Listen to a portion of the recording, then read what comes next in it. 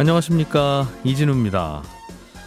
금리 인상과 경기 침체 우려로 부동산 시장도 가격 하락이 심화되는 것 같습니다. 그래서 정부가 규제 지역도 해제하고 대출 규제를 완화하는 방안도 내놓고 있지만 여전히 시장은 좀 어려운 것 같은데요. 이런 가운데 시장에서는 최근 직거래 비율이 늘고 있다고 합니다.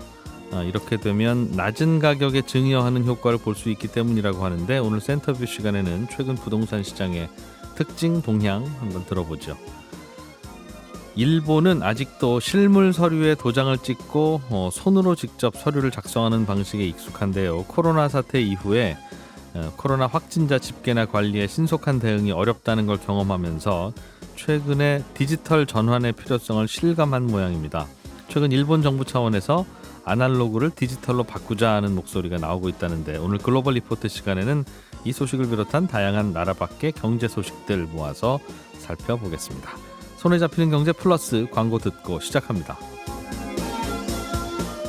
네, 요즘 부동산 시장의 특징과 동향, 미래에셋증권 허혁재 수석 전문위원과 함께 이야기 좀 나눠봅니다. 어서 오십시오. 예, 반갑습니다. 허혁재입니다. 예, 아파트 가격이 요즘도 계속 내리고 있는 게 맞죠? 예, 맞습니다. 매주 목요일 날 한국 부동산에서 아파트 가격 지수를 발표하는데요. 네. 예, 지난주도 발표되면서 역대급으로 가장 떨어졌다는 기사가 어제 떴습니다. 낙폭은 커지는 쪽입니까? 아니면 낙폭은 좀 줄어드는 쪽입니까? 낙폭이 점점 커지고 있는데요. 지난주 예. 같은 경우에 전주 대비해서 0.38% 떨어지면서 역대급이다 얘기했었는데 예. 이번 주엔 또 0.47%가 떨어졌거든요. 더 떨어졌군요. 더 떨어진 거죠. 예. 그래서 뭐 0.47% 하게 되면 되게 작아 보일 수 있는데 일주일 만에 0.47%니까요. 뭐 1년이 50주다라고 하게 되면은 뭐 거의 20%이 정도 계속 그러네. 떨어지면은 이런 속도로 떨어지면 1년에 20% 넘게 떨어진다는 그렇게 떨어지는 거죠. 지역적으로도 골고루 그렇게 떨어져요? 아니면 지역적으로는 수도권 쪽이 많이 떨어지고요. 수도권 쪽이 많이 떨어지는 가장 큰 이유는 많이 올랐기 때문입니다. 예. 지금 이제 가격이 떨어지는데 이거를 시세로 보기에는 약간 무리가 있다고 하시는 분들 계시거든요.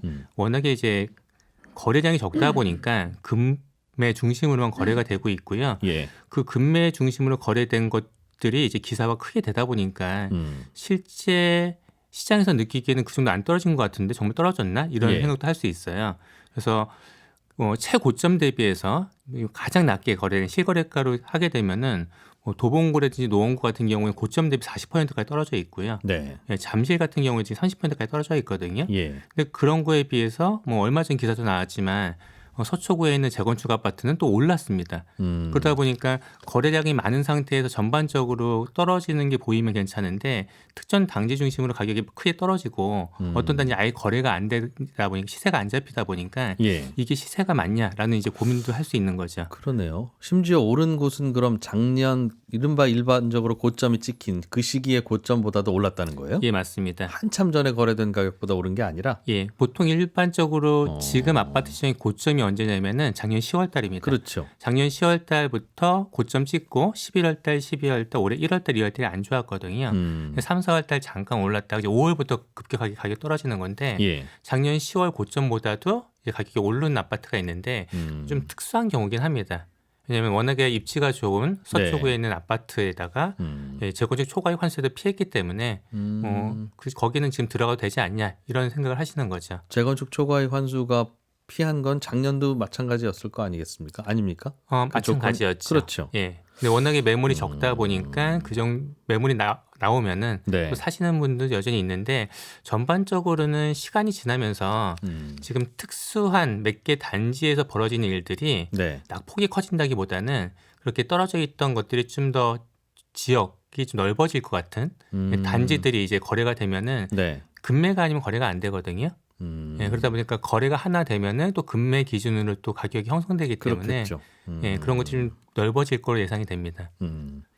보통은 이렇게 거래가 워낙 작으니까 급격하게 떨어진 금매가 저게 특수한 거야 라고 볼지 아닐지를 보면 그 아파트 단지에 다른 매물은 얼마에 나와 있나 보면 되잖아요. 예, 맞습니다. 그러니까 고점이 12억인 아파트가 예. 이번에 8억에 거래됐대 예. 라고 하면 그 아파트에 다른 8억 근처 매물이 많으면 예, 8억이 진짜 가격인 거고, 그렇죠. 다른 매물 보면 예. 다 12억이야 11억이야 예. 그러면 8억이 좀 이상한 거래였구나 알 수 예. 있을 텐데 어느 쪽입니까? 지금 거래 자체가 안 되고 있는데 거래가 되는 것들은 다 급매물이고요. 그러면 매물들이 어디 형성돼 있냐라고 했을 때 지금 높은 가격이 형성돼 있어요.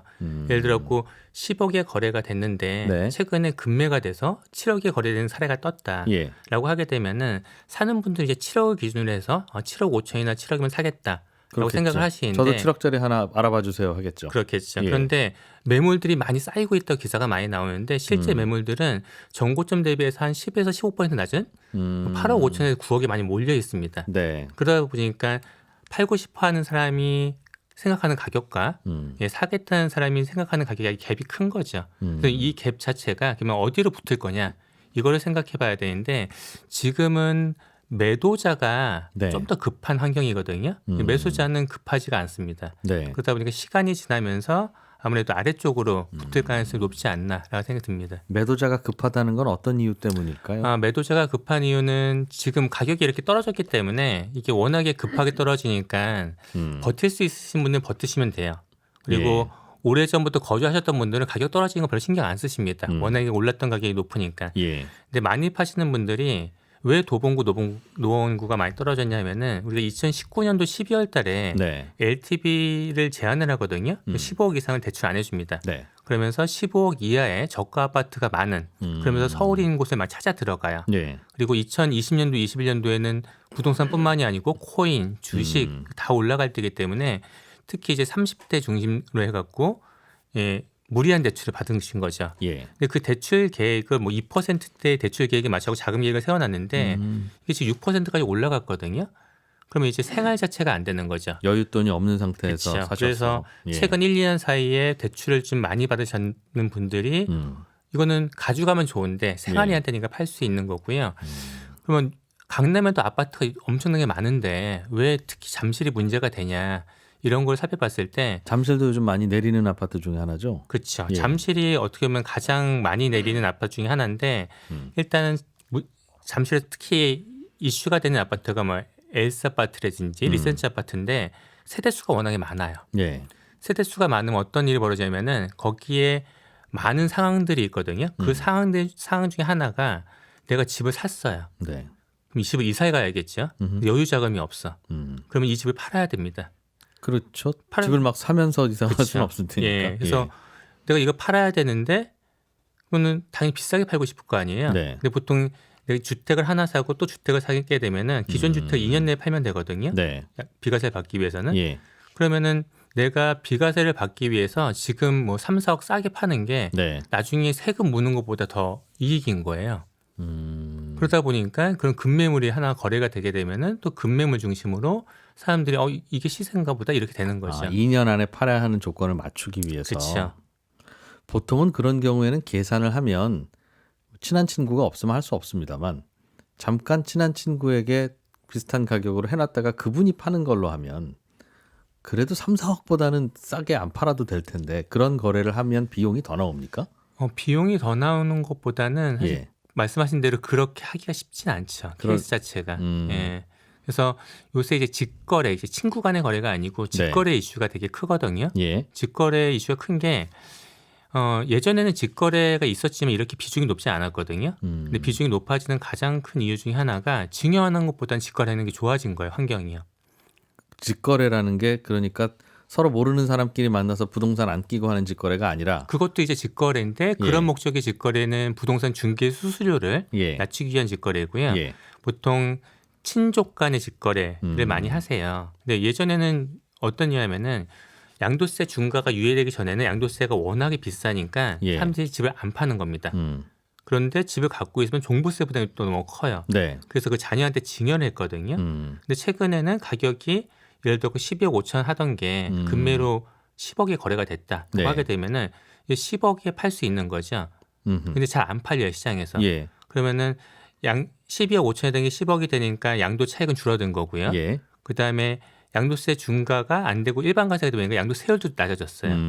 증여세 내는 것보다 그렇죠. 차라리 팔았다고 하고 양도세 내는 게 그렇죠. 싸다는 거죠. 거기다 이제 특수 관계인 같은 경우에는 3억이나 30% 낮은 가격으로 할 수 있거든요. 시세보다. 그러면 내가 10억에 거래가 되면은 그 거래된 거 갖고서 7억에 직거래를 할 수 있습니다. 그러면 이제 7억의 잔여를 넘길 수가 있는 거죠. 그래서 최근에는 양도 차익이 많거나 네. 자녀가 자금 여력이 없으면 증여를 많이 하시고요. 네. 양도 차익이 적어요. 음흠. 그리고 자녀가 자금 여력이 있다라고 하게 되면 직거래를 많이 합니다. 그래서 이런 직거래 물량이 하나 뜨게 되면은 네. 작년 11월부터 이제 직이라고 써져 있어요. 그런데 이제 그거를 이렇게 다 특수한 거래다라고 하면서 기사화되는 경우도 있지만 네. 그런 걸 쏙 빼고서 아하. 기사화되게 되면은 와 이거 이렇게 떨어졌어라고 약간 시장의 착시 효과도 있을 수 있는 거죠. 세금 피하기 위해서 일부러 싸게 거래한 걸 마치 시세처럼 받아들이는 보도도 있긴 있더라. 예. 그래서 가장 대표적인 아파트 이제 고덕 그라시움이라는 아파트가 있는데 예. 이 아파트가 작년 8월 달이 최고점이었어요. 그래서 85제곱미터가 16억 6천이었는데 예. 어쨌든 직거래를 하기 위해서 한 번 급매가 나옵니다. 네. 올해 10월 달에 이게 12억에 거래가 됐어요. 그거는 진짜 거래란 말이죠. 진짜 거래죠. 예. 근데 이게 거래되고서 바로 이번 달에 12억이니까 그거보다 3억 낮은 9억. 9억의 직거래가 됩니다. 아, 그거는 절세를 위해서 어차피 아들한테 팔 거니까 8억에 팔든 10억에 팔든. 부담부 증여보다 계산을 해보니까 부담부 증여하는 것보다 이렇게 직거래하는 게 더 유리하네. 네. 비용을 아낄 수 있냐고 직거래를 하는 거죠. 그렇군요. 예. 그렇게 해서 부모가 양도세만 내면 되는 거니까. 부모가 양도세 내고 이제 자녀는 취득세만 내면 되는 거기 때문에 예. 그렇게 하는 게 부담부 증여보다 유리해지는 구간이 지금 왔다라고 보여집니다. 그렇다면 우리는 집을 좀 팔까 살까 고민하는 일반적인 투자자 입장에서는 예. 그런 거래들은 잘 발라내고 예. 어떤 게 진짜 거래인지를 파악해서 그 예. 가격 언저리에서 팔지 살지를 정해야 되겠네요. 뭐 사는 분 입장에서는 이게 뭐 더 떨어질지 아니면 여기서 반등할지 그거는 정말 알 수 없는데 예. 한 12억 5천 하는 게 10억 되고 20% 떨어졌는데 직거래가 발생됐다. 네. 그러면 직거래보다 낮은 가격에 사실 실거래가 되긴 쉽지는 않거든요. 그러면은 직거래와 금매 사이에 어느 그 구간에서 거래가 되겠죠. 예. 그래서 최근에는 컨설팅 의뢰 들어오는 것 중에 갑자기 아파트를 살라 그러는데 어떡할까요?라는 질문이 들어오기 시작했어요. 요즘에. 예. 근데 이제 30% 정도 떨어진 아파트가 있다 보니까 그래서 아파트를 팔겠다는 분한테는 고점 대비 20% 정도 다운시키셔야 됩니다. 아니면 안 팔리거든요, 진짜로요. 네, 네. 그래서 파시려면은 20% 정도 다운시켜야지 이제 팔리는 구간인 거고요. 사시는 분들은 한 30% 정도 되면은 사겠다라고 확정이보다 사도 되지 않나? 이게 검토할 시기가 되지 않나? 이런 이제 분위기가 약간 감지되고 있습니다. 그 고점이라고 하는 건 사상 최고가. 예, 맞습니다. 대비? 작년 10월 달 대비고요. 지금 이제 가격이 한 30% 빠졌다는 이 가격이 언제 가격이냐면은 코로나 직전 가격이에요. 코로나 딱 터졌을 때가 이제 2020년 4월 달이잖아요. 예. 딱 그때 가격까지 지금 회귀가 됐다라고 보시면 됩니다. 2020년 4월도 주가야 별로 안 좋았던 시기지만 예. 부동산 가격은 그래도 한 직전 한 2, 3년간 꾸준히 꽤 오르던 시기였죠. 꾸준히 꽤 오르고 이제는 좀 떨어지지 않겠냐. 그래서 항상 규제도 굉장히 많이 나오고 그랬던 이제는 시기죠. 떨어질 때가 됐다라고 했는데 코로나가 터지면서 워낙에 유동성 장세가 되다 보니까 모든 자산들이 같이 오르면서 예. 급격하게 오른 거죠. 그래서 최근에 떨어진 것들은 이제 코로나 유동성 장세 때문에 올랐던 그만큼 현재는 떨어져 있는 건데 네. 이 떨어졌다는 거는 말씀드리지만 이게 시세라기보다는 특수한 낮은 가격에 거래된 기준으로 말씀을 드리는 겁니다. 지난 10일인가요? 한 일주일쯤 전에 서울과 경기도의 핵심 일부 지역 제외하고는 다 이제 규제 지역을 없앴어요. 예. 그러면 이제 세금도 달라지고 대출 규제도 풀리고 그럴 텐데 예. 이걸로 인한 시장 영향은 어떨 것 같으십니까? 일단 시장 자체를 이걸 규제적이 해제해서 정부가 원하는 가격을 올리겠다는 건 당연히 아니고요. 거래가 워낙 없거든요. 그래서 올해 7월, 8월, 9월 달에 거래가 700건이 안 됩니다. 월 평균. 근데 이게 작년 같은 경우에 같은 기간에 비해서는 한 80% 줄어든 거거든요. 너무 거래가 없는 거죠. 그래서 예. 거래를 좀 활성화시키겠다 이런 목적에서 규제를 완화한 건데 일단은 금리가 워낙 높다 보니까 일단 사겠다는 사람이 적고요. 그다음에 더 떨어질 것 같다는 또 우려 아니면 또 기대 이런 것들이 있다 보니까 잘 안 사게 되는 거죠. 그리고 네. 그러면은 돈이 없으면은 내가 대출 받아 살아. 금리는 비싸지만 그래서 LTV를 15억 이상도 이제 12월 1일부터 가능하거든요. 해주기로 했죠. 예. 뭐 DSR 자체가 이제 묶여 있으니까 대출 받을 수 있는 금액 자체가 워낙 적죠. 그래서 가격이 더 떨어질 거라는 생각, 높은 금리, DSR 규제 이런 네. 것들이 계속 현존하고 있기 때문에 거래량이 늘어나기 좀 어려워 보입니다. 이거는 그럼 혹시 이러다가 멈추면, 즉 앞으로 더 떨어질 거냐 아니면 이러다가 다시 반등할 거냐가 고민일 텐데, 더 떨어질 것 같습니다의 근거는 충분히 이제 말씀 주셨으니까 이해가 돼요. 혹시라도 반등을 하게 되면 어떤 것 때문에 반등을 할까요? 일단 지금 이슈는 모든 걸 빨아들인 게 금리거든요. 예. 금리 자체가 상승세가 멈추고 예, 아니면 둔화되고 아니면 약간의 하락이 있고 이제 그런 시기가 와야지 다시 그러면 이제 좀 상황이 반전되겠네 네. 하면서 매수세가 몰릴 거로 예상이 되고요. 그게 첫 번째입니다. 금리가. 두 번째는 세금입니다. 예, 갖고 있는 데 세금이 많다, 종부세가 너무 많다. 아무래도 수요가 줄겠죠. 예. 취득세 같은 경우도 여전히 이제 규제직으로 묶여 있으면은 두 번째 주택 사야 되는 8%거든요. 이거는 내가 두 번째 주택 못 사겠네?라고 생각할 수 있겠죠. 그래서 예. 첫 번째 금리가 어느 정도 안정되거나 이제 하락세도 전환되고 이런 종부세에 대한 부담, 예. 취득세에 대한 부담이 줄어들면은 이제 매수세가 좀 몰릴 거로 예상되고요. 그럼 이게 상승될 거냐 아니냐는 거는 지금 결국은 이 금리 임팩트가 있기 전까지는 다 뭐 갖고 얘기냐면 공급 갖고 얘기했어요. 네. 예, 공급이 부족하다. 그러면 공급이 지금 좀 풍부하냐 이게 중요하거든요. 예. 근데 지금 전국의 17개 시도를 보게 되면은 뭐 제주도는 아파트 문화권이 아니니까 제주도 제외하고는 대부분 다 공급이 충분해요. 네. 유독 부족한 데가 어디냐? 서울입니다. 서울 빼고는 공급도 다 예, 충분하다. 다 충분합니다. 예. 그래서 서울 같은 경우는 가격도 많이 떨어졌는데 그러면은 이 떨어진 가격에 내가 살 때도 예를 들어 취득세가 만약에 서울이 조정지역 대상에 풀린다라고 예. 하게 되면은 두 번째 주택 살 때도 일반가세거든요. 취득세가. 예. 그러면은 취득세 부담 없네.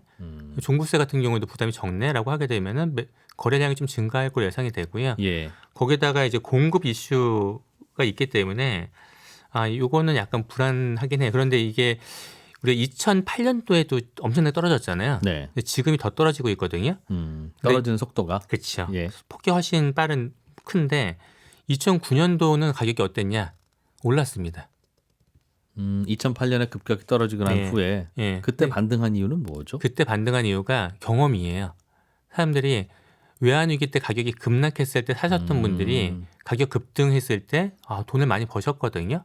그래 이때 떨어졌을 때 사야 되지 하고 샀는데 2009년도에 잠깐 올랐다가 쭉 빠져서 2012년까지 빠져요. 예. 근데 이런 것들 이제 어떻게 살펴볼까 생각하게 되면은 외환위기라는 거 어떻게 보면 국내의 문제겠죠. 예. 글로벌 금융위기는 세계적인 문제인 거고 지금 이제 국내의 문제냐 아니면 세계적인 문제냐라고 했을 때 이거는 전 세계적인 문제거든요.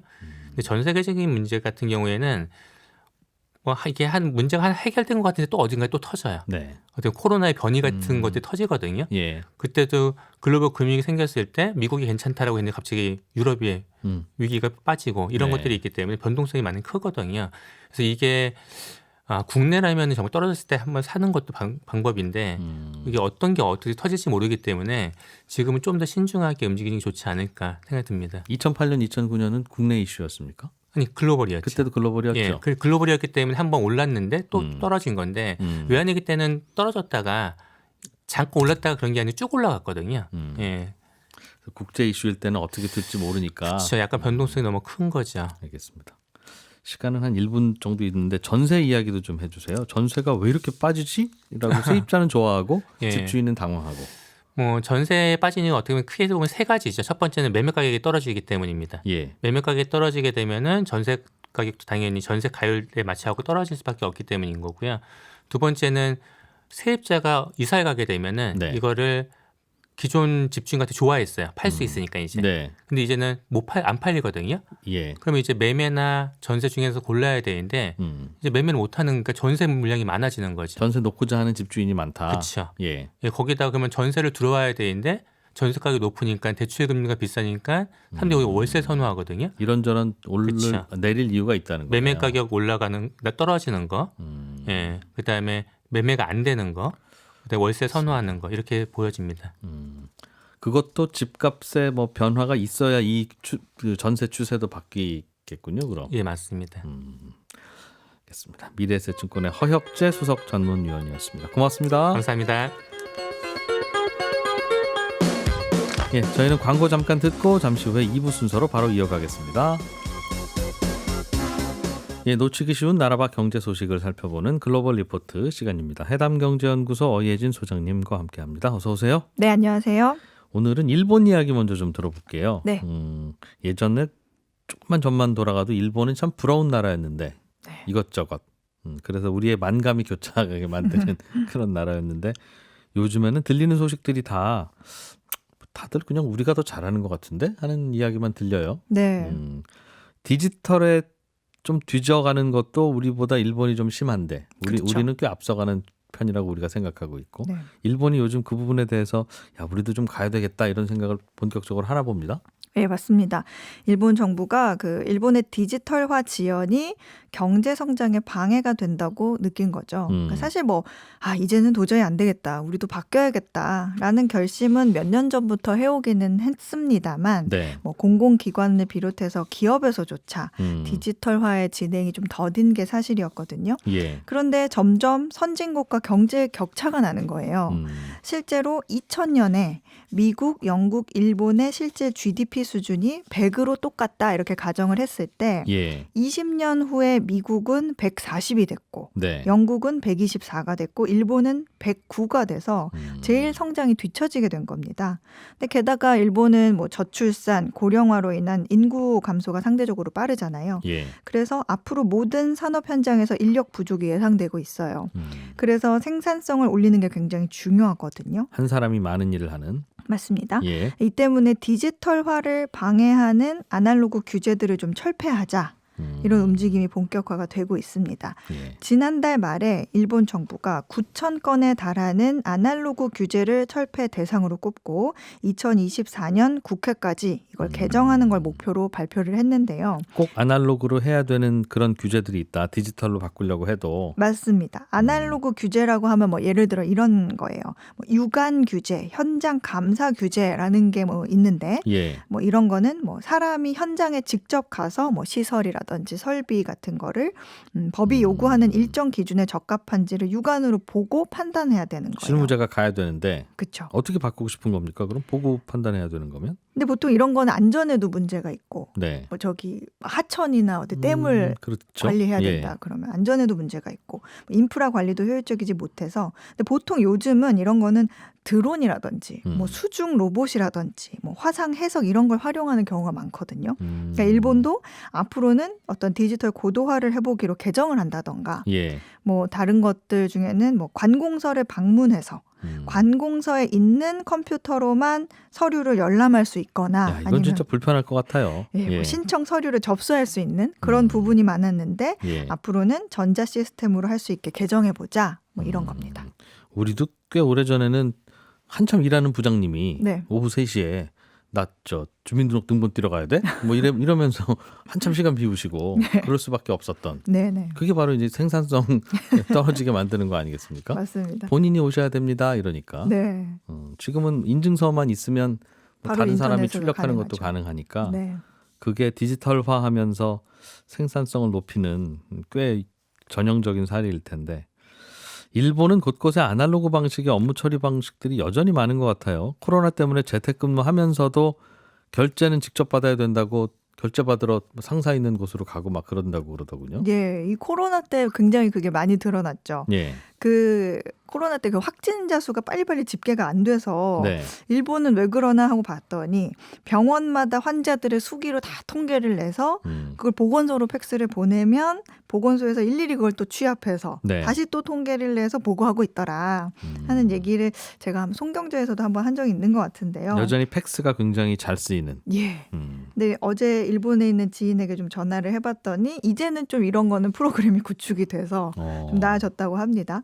근데 재난지원금 같은 것도 예. 온라인 시청도 있기는 했는데 대부분 정부가 이제 개인에게 우편을 보냅니다. 그러면 개인이 증빙 서류를 그 우편에 다시 첨부를 해서 답장을 하는 방식으로. 그럼 편지가 가요 공무원한테? 예, 그러면 이제 신청이 되는 겁니다. 아하. 그러면 이제 공무원들이 우편을 일일이 개인 대조를 하면서 확인을 해서 네. 이걸 입금해 주느라 신청해서 지급까지 반년이 걸렸었죠. 입금도 이제 은행 창구 가서 이제 열심히 하셨겠군요. 근데 이제 연말 정산 때도 뭐 우리처럼 뭐 홈택스에서 카드 지출이 쫙 뭐 이렇게 뜨는 시스템이 안 돼 있으니까 제출해야 하는 서류도 뭐 상당히 많다던가. 예. 지난 8월 만에 이런 기사가 있었어요. 일본이 대대적으로 플로피 디스크 우리 이제 안 쓸 겁니다. 뭐 CD롬도 못 쓰게 행정 규제 폐지할 거예요라고 선언을 해가지고 전 세계가 좀 당황하는 일이 있었죠. 와, 플로피 디스크 아직도 쓰고 있었다는 뜻입니까? 뭐 이런 식으로. 그렇죠. 개인적으로는 이게 지금 20년 전 기사인가? 야. 2022년 기사가 헷갈렸던 기억이 있어요. 근데 이게 비단 뭐 관공서나 공공기관 시스템뿐만 아니라 비즈니스 부분에서도 뭐 이런 낡은 기술이라든지 오래된 소프트웨어 같은 이른바 레거시 시스템을 사용하고 있습니다. 일본 경제산업성 조사에 따르면 일본 기업의 약 80%가 여전히 레거시 시스템이 남아있는 것으로 나타났습니다. 근데 더욱 놀라운 건 금융업 관련 시스템이 가장 많이 남아있었다고 그래요. 일본의 아날로그 전통이. 네. 근데 이거는 아마 보안이라든지 뭐 개인 정보에 대해서 굉장히 예민하게 생각하는 일본인들의 특성 때문인 것으로 보이는데요. 근데 뭐 그렇다고 개선 의지가 없는 거는 또 아니에요. 네. 일본 기업의 약 70%가 이 레거시 시스템이 자사의 디지털화에 걸림돌이 된다고 응답을 했는데 그럼에도 불구하고 뭐 문서가 체계적으로 정비되어 있지 않아서 예. 아니면 뭐 데이터 연계에 어려움이 있다던가 뭐 기술적 제약, 뭐 전문가의 부재가 좀 발목을 잡는 것으로 조사가 됐습니다.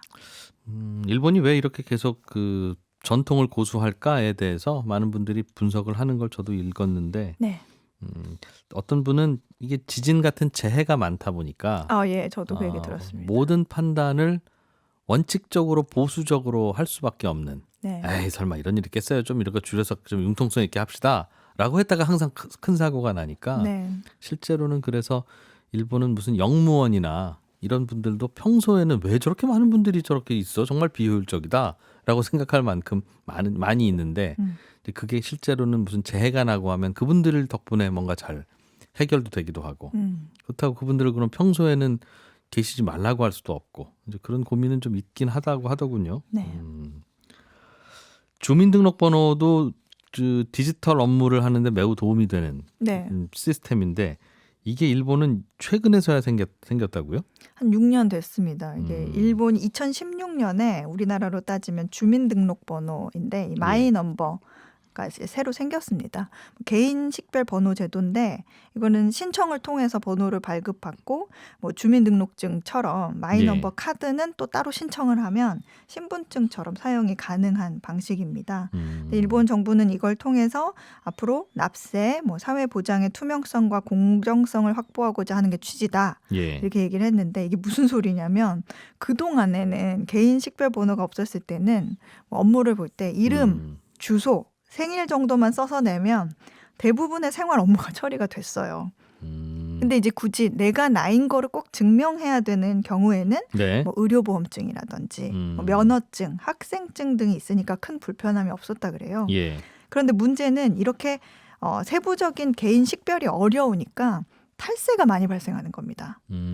마음만 먹으면은 내가 수익이 있어도 네. 수익이 좀 없거나 적게끔 숨기는 게 가능해서 뭐 세금을 좀 덜 낸다든지 뭐 의료보험을 좀 덜 낸다든지 뭐 코로나 보조금을 더 받는다든지 이런 일이 발생하는 거죠. 다시 말하면 국민 개인의 정보가 국가 시스템이나 뭐 금융, 뭐 생활 데이터에 연계가 되어 있지 않기 때문에 네. 행정 관리가 안 되는 겁니다. 근데 이제 주민번호가 생긴 지 한 6년 지났다고 했잖아요. 네. 그러면 이제 어느 정도 좀 자리가 잡힐 법도 한데 올해 기준으로 마이넘버 카드 발급률이 49%에 그치고 있어요. 근데 그나마 지난 9월까지는 20%도 안 됐는데 네. 정부가 이 마이넘버 카드를 발급하고 의료보험과 연계를 시키면 7,000엔을 드리겠습니다. 우리 돈으로 한 7, 8만 원 되네요. 네, 뭐 예. 은행과 연계를 시키면 뭐 최대 20만 엔을 드리겠습니다. 하는 이런 캠페인을 벌여서 그나마 올라간 거예요. 주민번호 사용 캠페인. 네. 네. 등록 캠페인. 등록 네. 캠페인. 근데 이렇게 참여율이 저조한 거는 일본 국민들이 나의 개인 정보를 국가가 아는 거에 대해서 상당한 거부감이 있어요.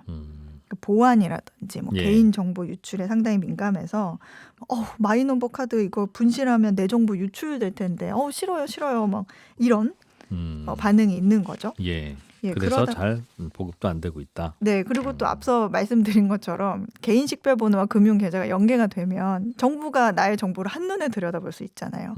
그러니까 그거에 대한 두려움이 좀 크고 탈세 이런 건 더 이상 안 되니까. 사람들 생각이 참 많이 달라요. 네. 저희는 이거 정부가 자꾸 개인정보 보호한답시고 우리가 일률적으로 다 못 해드립니다. 일일이 다 신청하셔야 됩니다. 그러면 불편하다고 그냥 정부가 좀 알아서 해주면 안 됩니까? 뭐 좀 혜택이 있으면 알아서 주지 그걸 다 일일이 개인이 신청하라고 만드는 그것 때문에 불만인데 일본은 좀 그런 분위기가 다르군요. 일본도 슬슬 디지털화되고 있는 것 같다. 네. 그런 내용이네요. 영국 이야기 좀 들어보죠. 네. 영국으로 바다를 건너오는 영국이 섬나라니까 네. 불법 이주민이 최근에 급격하게 증가하고 있습니까? 이게 걱정이라네요. 네, 올해 그 영불 해협을 통해서 그러니까 프랑스에서 영국으로 건너온 불법 이주민이 사상 최대를 기록했다 그래요. 네. 4만 2천 명에 달하는데 이게 1년 만에 47%가 늘어난 겁니다. 그러니까 영국 남동부와 프랑스 북서부가 이 영불 해협 그 사이에 두고 있는데 대륙 간의 폭이 한 35km에 불과해서 영국으로 가려는 미립국자들은 요즘에 그 프랑스 북부 해변에서 고무보트나 작은 배를 타고 건너갑니다. 예. 이전에는 뭐 유로터널 같은 육로를 통한 미립국도 했는데 이게 코로나 이후엔 좀 어려워졌거든요. 그런데 불법 이민이 이전과 좀 크게 달라진 점이 생겼어요. 이게 최근에 문제가 되면서 외신에서 자주 거론되고 있는데 바로 올해 건너온 이주민 4만 2천 명 중에 25%가 알바니아인이라는 겁니다. 그러니까 알바니아가요, 그 이탈리아 오른편 아래쪽, 그리스의 위쪽에 있는 나라거든요. 예. 근데 이게 2년 전만 해도 알바니아에서 이제 영국으로 간 사람들이 한 50명에 불과했는데 예. 알바니아 미립국자들이 올해는 12,000명으로 늘어난 거예요. 예. 근데 이 중에 90% 이상은 또 남성이라고 합니다. 어허. 그러니까 뭐 알바니아 성인 남성 전체 인구의 한 1에서 2% 정도가 영국으로 미립국한 셈인 거죠. 네. 그래서 영국 내무장관이 너무 화가 나서 이걸 두고 이거는 침략과 다름없다. 이민자들은 범죄자다. 뭐 이렇게 지칭을 하면서 알바니아 총리가 또 분노해가지고 국가 간의 좀 갈등의 원인이 되기도 했습니다. 아니 불법으로 미립국을 한 겁니까? 정당한 그렇죠. 알바니아인들이 영국으로 갑자기 많이 몰려가는 건 왜 그래요? 뭐 사실은 알바니아인들에게 이민 자체는 과거에도 늘 있었던 일이기는 합니다. 예. 뭐 1990년대에는 공산당 정권 하에서 수십 년 동안 좀 극심한 가난이라든지 고립이라든지 이런 걸 겪었던 세대들이 경제적 탈출을 해야겠다 예. 하면서 이민을 간 적이 있고 또 90년대 말 2000년에는 그 세르비아 군대가 그 바로 옆 나라죠. 코소보에 살던 알바니아계 사람들을 대량 학살했던 그 코소보 사태 이때 이걸 피해서 다른 나라로 떠난 적도 있습니다. 근데 현재는 알바니아 전체 인구의 한 3분의 1 정도, 한 170만 명이 주변 국가로 이주해서 돈을 버는 뭐 유목민 아니면 이산가족 같은 삶을 살고 있어요. 예. 왜냐하면 지금도 알바니아 도심이 아닌 좀 외딴 시골 지역 같은 경우에는 급여가 현저히 낮고 또 교육이라든지 생활 같은 인프라가 너무 열악해서 젊은 사람들이 비전이 없다 하면서 불만을 갖고 있거든요. 예. 근데 원래는 뭐 보통 트럭에 숨어서 간다거나 좀 서류를 위조하거나 뭐 국경 수비대에 좀 뇌물을 주는 방식으로 뭐 인당 한 3천만 원이 들던 불법 이주가 네. 최근에 고무보트를 이용을 하면서 이 가격이 싸졌어요. 한 500에서 800만 원 정도로 싸지면서 불법 이주가 급격히 늘어났는데 예. 영국 정부가 밝힌 바에 의하면 이 영불 해협을 건너오는 알바니아인들은 범죄 조직이라든지 뭐 마약 같은 그런 범죄 행위에 가담한 젊은 미혼 남성들이다. 근데 문제는 이 사람들이 원래 그런 조직에 가담했던 사람들이 아니라 예. 소셜 미디어 상에서 불법 광고라든지 뭐 짧은 동영상들이 돌면서 그게 유행을 하면서 그거에 현혹된 가난한 시골 지역 젊은이들이다. 이런 얘기를 했어요. 그래서 제가 그 인스타그램이라든지 틱톡 같은 소셜 미디어에서 작년 말에 뭐 이런 미립국을 선전하는 동영상 장면을 직접 봤거든요. 근데 뭐 영국 뭐 2층 버스라든지 좀 거리에 화려한 불빛, 뭐 굉장히 부유해 보이는 사진 배경에 이런 문구가 있어요. 영국 여왕을 만날 수 있는 올해 마지막 여행, 뭐 100% 안전, DM 주세요. 뭐 이렇게 광고가 돼 있는 거예요. 미립국 브로커들이. 그렇죠. 그리고 또 뭐 보트에 탄 알바니아인데 사진 배경에 뭐 보트를 타고 영국으로 여행 뭐 470만 원이면 됩니다. 내일부터는 몇 주간 폐쇄돼요. 뭐 이런 그런 문구들이. 식으로. 근데 이것들이 이제 밀수업자라든지 알바니아 깽단이거나 마약 유통, 뭐 성매매 조직 같은 범죄 집단이 올린 거여서 영국에 도착을 한다고 해도 이런 범죄에 빠지는 경우가 많다고 합니다. 당장 일자리 없으면 이런 거라도 하실래요 하면서 또 마약 옮기는 일도 시킬 거고. 네. 참 그러니까 이 가난과 범죄가 전혀 다른 개념이긴 한데 또 어떻게 보면 이렇게 섞이기도 하고. 영국 입장에서는 그래도 프랑스 해변에서 출발을 하는 거니까 네. 저 프랑스 저쪽에서 좀 막아주면 될 텐데 뻔히 영국 오는 거 알면서 그 일부러 저러 밀어주는 것도 아니고 오히려 프랑스가 좀 얄밉겠군요. 영국 입장에서는. 그렇죠. 이게 주요한 갈등 중 하나인데 영국은 프랑스가 좀 충분한 조치를 하지 않고 있다고 비난을 하고 있고 프랑스는 이게 왜 우리만 노력해야 되는 문제냐. 너네 나라로 가는데 너네가 더 노력해야지 하면서 좀 불편해하고 있어요. 예. 그런데 이번에 리시 수낙 총리가 좀 취임한 후에 분위기가 좀 바뀌었거든요. 프랑스가 이제 북부 해변 순찰 인력을 40% 늘릴 수 있도록 영국이 내년까지 한 우리 돈으로 990억 원 정도를 지원해서 예. 이제 CCTV도 하고 드론도 설치하고 해서 기술과 인력까지 모두 동원해서 이런 불법 이주를 좀 막고자 하는 이제 협의를 좀 했습니다. 그렇군요. 캐나다 이야기도 하나 좀 들어보죠. 캐나다가 기후 변화를 막기 위한 대안으로 네. 숲을 보호하자 하는 캠페인을 하고 있다던데. 네. 뭐 숲을 보호하자는 건 전 세계 모든 나라가 다 하는 뭐 방향이긴 합니다만 방식이 좀 독특해서 눈길을 끈다고요? 네, 이 캐나다가 세계에서 굉장히 크고 온전한 숲 생태계를 가진 나라 중에 하나거든요. 예. 근데 숲이 너무 방대하게 넓고 관리가 쉽지 않은 데다가 벌목도 증가하니까 막을 방법이 없었는데 캐나다 정부가 원주민들에게 임야를 좀 양도해서 숲을 관리하도록 지원하기로 한 겁니다. 원주민들한테 땅을 싸게 또는 무료로 준다는 거죠? 네, 그래서 예. 덕분에 전국에 한 50개 이상의 원주민 커뮤니티가 이 보존을 위한 지역을 좀 설립을 하고 알겠어요. 자금을 받아서 숲을 지키는 감독관 역할을 하고 있다. 그 동네 주민건 똑같은데 나라 땅일 때는 에라 나도 모르겠다 그러고 있다가 네. 저거 저 본인 땅이에요라고 하는 순간 그럼 내가 지켜야지. 그렇죠. 아무래도 조상들로부터 내려온 전통 지식도 있고 숲에 대한 정보를 가장 많이 아니까. 알겠습니다. 사유재산의 욕심을 활용한 환경보호. 나라박 경제 소식 잘 들었습니다. 해담경제연구소 어예진 소장님과 함께했습니다. 고맙습니다. 감사합니다. 예, 주말 잘 보내시고요. 저는 월요일에 뵙겠습니다. 그리고 일요일 아침 7시 5분에 주간 하이라이트 손경제의 핵심만 따로 모아서 편집해 놓은 프로그램 함께 즐겨주시면 고맙겠습니다. 월요일에 뵙죠. 고맙습니다.